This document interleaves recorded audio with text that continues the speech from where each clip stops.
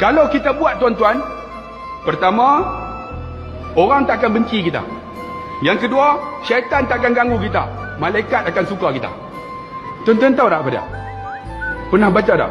Bismillahilladzi la yadurru ma'asmihi syai'un fil ardi wala fis sama' wa huwas sami'ul alim. Pernah baca tak? Sebab tu kalau boleh, masa kita nak makan baca doa, kan? Allahumma barik lana fima razaqtana wa qina azabannar. Tambah doa ni. Bismillahilladzi la yadurru ma'asmihi syai'un fil ardi wala fis sama' wa huwas sami'ul alim.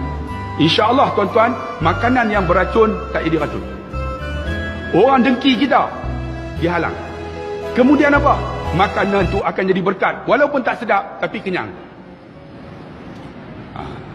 Allahumma barik lana fima razaqtana wa qina azabannar. Bismillahilladzi la yadurru ma'asmihi syai'un fil ardi wala fis sama' wa huwas sami'ul alim. Pernah baca tak doa ni?